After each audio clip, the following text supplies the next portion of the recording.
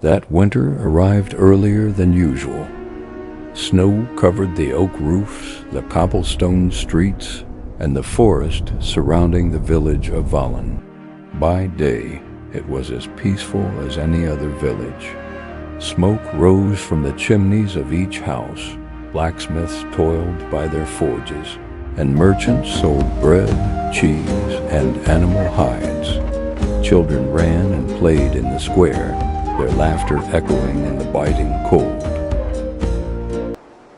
But as the sun began to set behind the western mountains, the entire village seemed to transform into a different world. Wooden doors slammed shut. Windows were covered with thick curtains. No one dared to venture outside. In Valen, there's a rule that's been around for so long that no one remembers when it started. When the church bells ring 12 times at midnight, no one is allowed to open the door. No one is allowed to look out the window. And absolutely, no one is allowed to call out the name of anyone standing outside the house. In a small house at the edge of the village, Rowan, a red fox of about 25, was taking off his blacksmith's apron. His arms were still covered in coal dust. The hammer struck the table with a dry clack. Beside the fire, Bran, an old brown bear, sipped his hot tea while looking out the window. He was the one who had raised Rowan since he was a child. Bran broke the silence.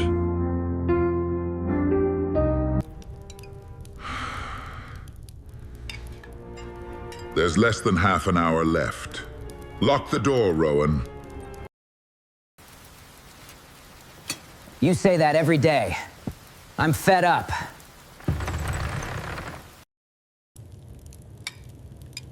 I said that because I wanted to see you tomorrow. That's because you've never broken the rules. Keep that seriousness. Outside, thunder rumbled and a rainstorm approached. A civet hurriedly closed its shop. It trembled with fear at the darkness outside. A wolf in armor patrolled with the two monkeys one last time, giving them orders to continue their patrol. Then he quickly returned to the camp. Soon, all of Valen fell silent. The 12th bell rang. The whole house shook. Instantly, all outside sounds vanished. Footsteps, laughter, knocking, everything, in a single moment, as if it had never existed. Bran remained motionless. He didn't relax at all.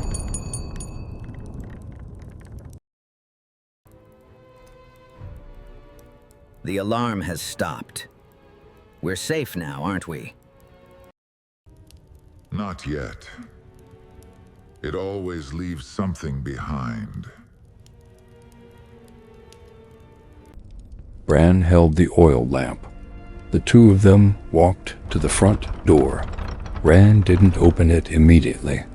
He pressed his ear against the door for a long time. Only when he was sure it was completely silent outside, he slowly removed the wooden latch. The door opened. A cold wind rushed in.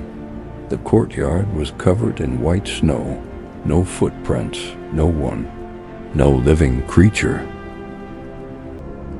But right in the middle of the steps, there was an old lantern. The lamp's body was covered in rust inside.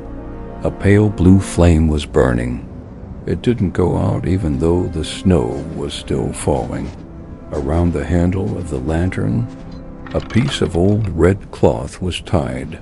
Rowan bent down. His face instantly turned pale. It was the woolen scarf his mother used to wear the winter she disappeared. Bran looked at the lantern, his voice trembling. Another one. So, it started looking for the next one.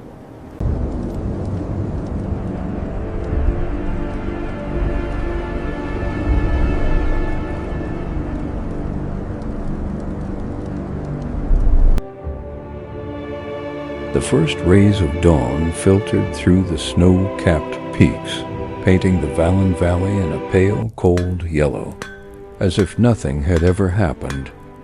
The sound of hammers echoed from the workshop. Wood-laden carts rolled along the stone road. Smoke rose from the chimneys. Children played in the square. The baker called out to customers. Everything was normal, frighteningly so. Only Rowan could not forget the night before. The old lantern still sat on the wooden table in Bran's house. The pale blue flame inside still burned, even though Bran had tried pouring water on it, covering it with sand and even locking it in an iron chest. The flame did not weaken. It simply burned silently, as if waiting for something.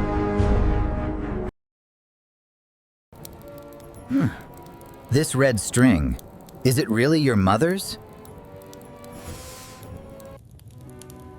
I recognize every stitch. She knitted it herself that winter. So that means...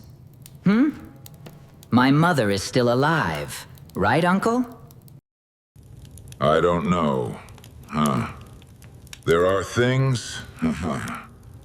It's better not to know. That morning, Rowan decided to take the lantern to the only person in the village whom everyone believed understood the strange occurrences. That was Eldrick, an old deer nearly 70 years old. He lived alone in a stone house next to the ancient church. No one knew how old Eldrick was. The elders in the village said that when they were children, he was already as old as he was now. I knew you would come today. How did you know? Because last night, I also heard a knocking at the door.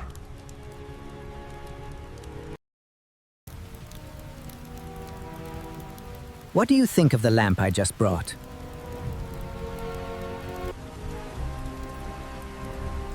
It's been over 30 years. Now it appears again. Wait for me here.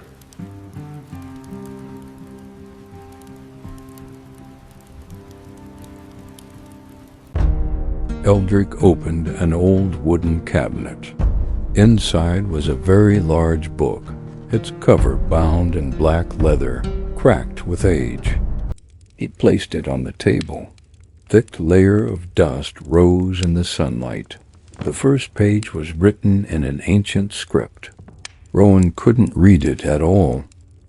Eldrick gently turned the pages until he stopped at an old drawing.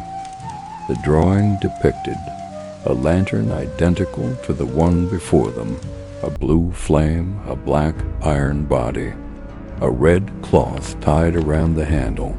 Not a single detail was wrong. Rowan swallowed hard. Unbelievable. It says here, it's a kissing lamp.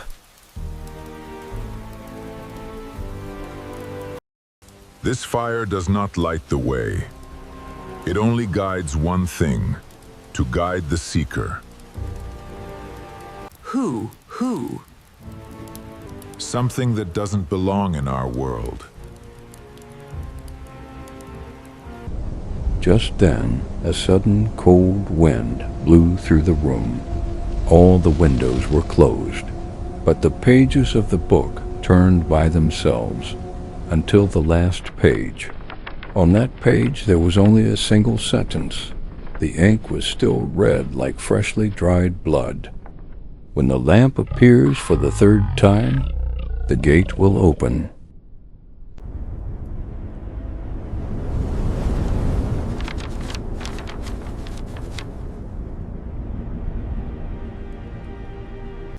You must promise me, no matter what happens, never take this lamp into the northern forest.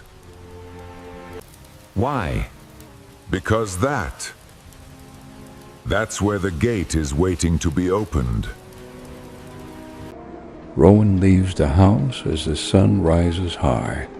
Snow is still falling lightly. He hugs the lantern to his chest, his mind filled with unanswered questions. On the other side of the square, a weasel vendor is silently watching him from the shadows of an awning. When Rowan disappears around the corner, the weasel gently pulls down its hood, revealing an enigmatic smile. It turns and walks into a deserted alley. At the end of the alley, a tall, dark figure is already waiting. The weasel bows its head low. Then it says only one sentence.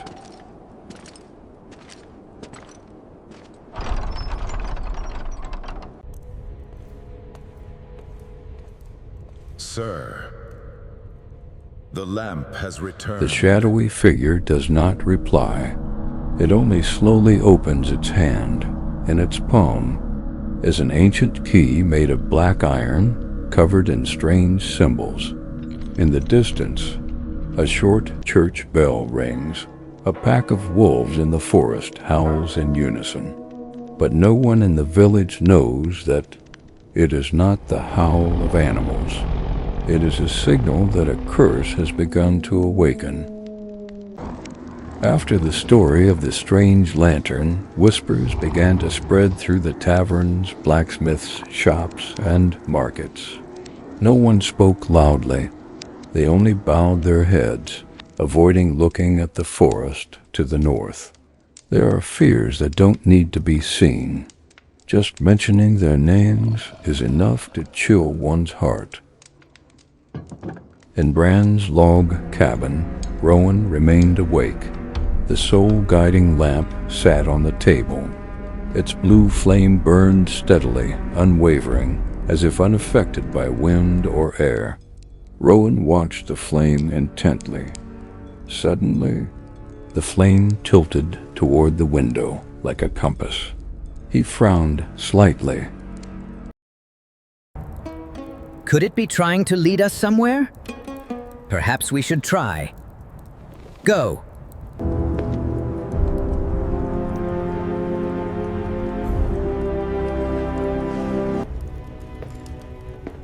Rowan!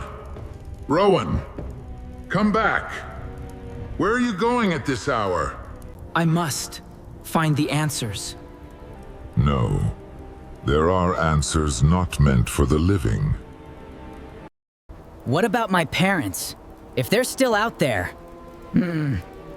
I can't sit still. Hey, kid. Wait for me here. Bran was silent.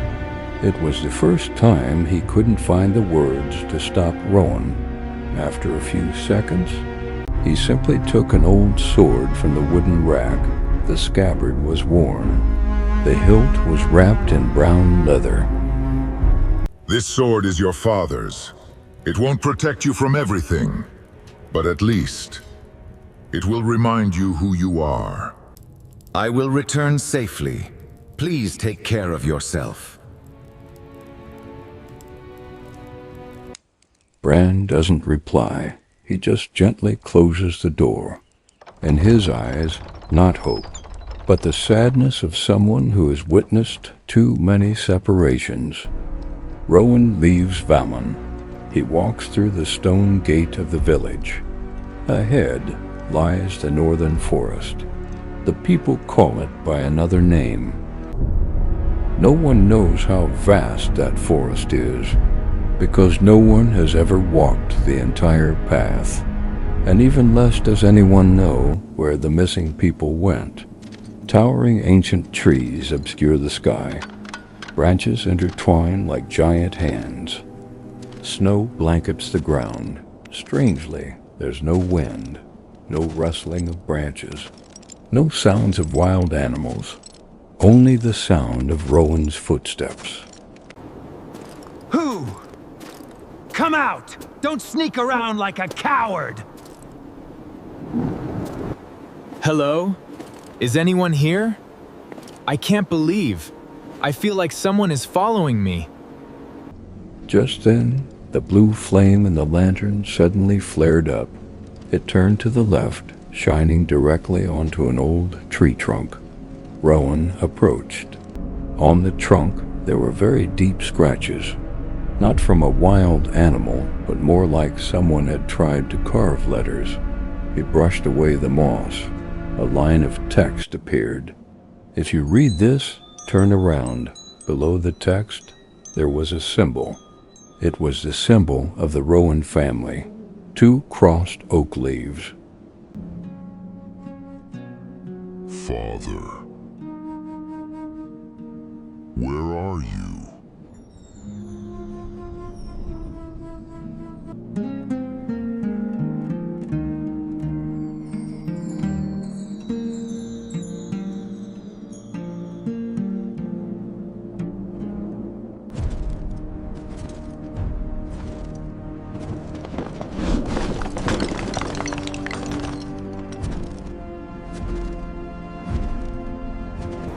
Who are you?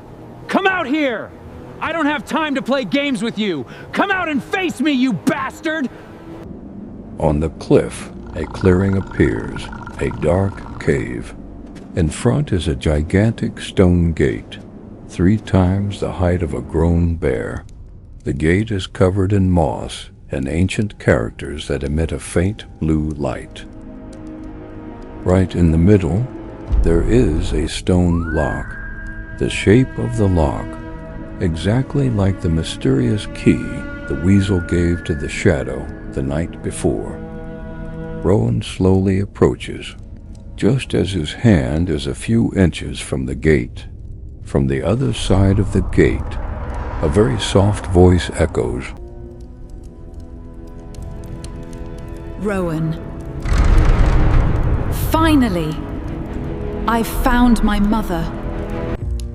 A cold wind sweeps across the open ground. For the first time since entering the silent forest, Rowan feels the wind. But this wind doesn't carry the scent of pine, snow, or damp earth. It carries the smell of freshly baked bread, the smell of smoke from the fireplace, the scent of lavender that his mother used to hang on the porch every spring. Rowan stands motionless. His eyes are red. A voice echoes from behind the stone gate again. Gentle, warm, exactly like his memory. His mother's voice. Rowan. I knew you would come. My son. Open the gate. Mother! Mother, are you really alive? Where are you? Mother? I think. Will Mother leave me alone? My dear? The most dangerous thing in the darkness is not the roar of a monster. It's the voice of the one you love most. Rowan closed his eyes tightly. In his mind, he saw his mother smiling by the fireplace, his father teaching him how to use a hammer, his younger sister, Lena, running around the yard. All of it beautiful to the point of heartbreak. Rowan's hand began to tremble. He was about to touch the lock. Just then, a shout rang out from behind him. Don't open. You followed me here? Not followed. I came to save you. So why did my father carve it on the tree? Don't trust Eldrick? What are you hiding from me? Father, there was a reason to write it that way. You have the right to believe what he wrote. You've hidden something from me. Why did you do this? I have my reasons, and I've kept it a secret from the whole village.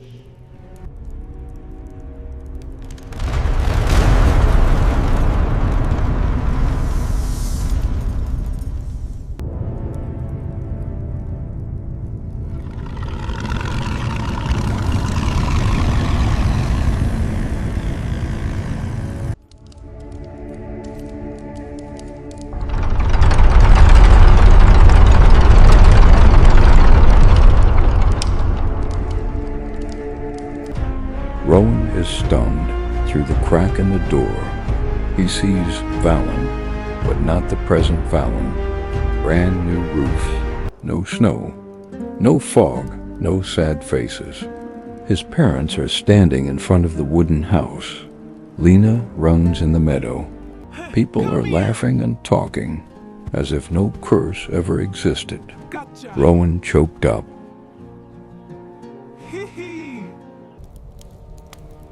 Mother, where is everyone? Calm down, young man. How long do you intend to deceive me? Rowan. Let's go home. Come on, son. Let's go home. Come with us. Parents! I'm here!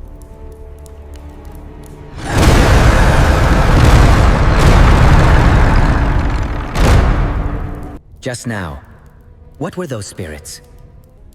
That's something that has learned to read your memories. It doesn't create illusions, but it takes the most beautiful memories to lure you inside.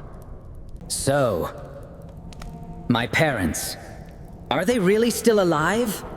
Are they inside? Your parents have passed through this gate, but they never return. Gatekeeper, it's time to return what you've stolen. The road back to Valen is shrouded in fog. Rowan and Eldrick walk the entire way without speaking a word to each other. In Rowan's mind, the voices of his mother and Lena behind the stone gate still echo. He wants to believe it's just an illusion, but deep down, he fears that Eldrick is hiding part of the truth.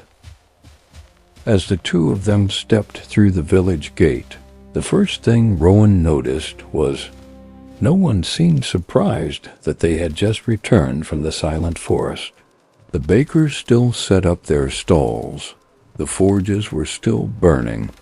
The children were still playing in the square, as if no one knew the northern forest existed. Or rather, they deliberately chose not to know. Brand stands waiting at the door of the house. When he sees Rowan return safely, he breathes a sigh of relief. But when he sees Eldrick following behind, his expression immediately changes. The two old men look at each other. No greeting, no smile, just a heavy silence of those who have shared a secret for too long. Brand speaks first. How long are you going to keep hiding it? Don't let things go too far? I don't know what to say. I have no other choice. What exactly are you two hiding from me? The disappearance of my family, how did it happen? Is it the story of my parents? All right, everyone follow me.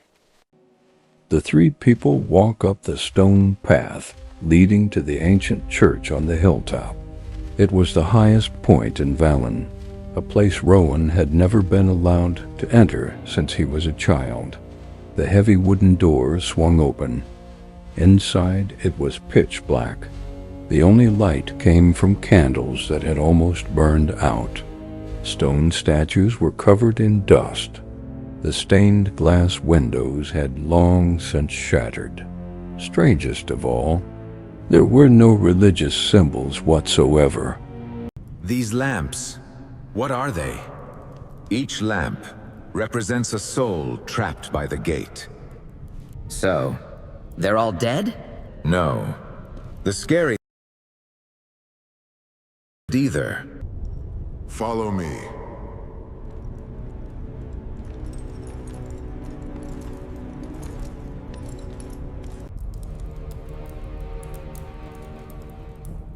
Eldrick, where is our village? No, because Valen has disappeared from the world 300 years ago. Impossible. I grew up here, I ate, slept, worked. I'm standing here. Yes, I am standing here, but not in the world of the living. I'm sorry. I promised your father that I would let you have a peaceful childhood. Rowan's head buzzed. Memories of his childhood flooded back. The winters, the festivals, the sword-forging sessions with his father. The days chasing after Lena, all of it, was it all a lie? Just then, all the lanterns in the cellar simultaneously flickered. The blue flames turned yellow, then blood red. The church bells rang. No one had rung them, but the bells still chimed. Eldrick turned pale. He looked up at the cellar ceiling. His voice trembled. No, it can't get in. It's too late, it's found us.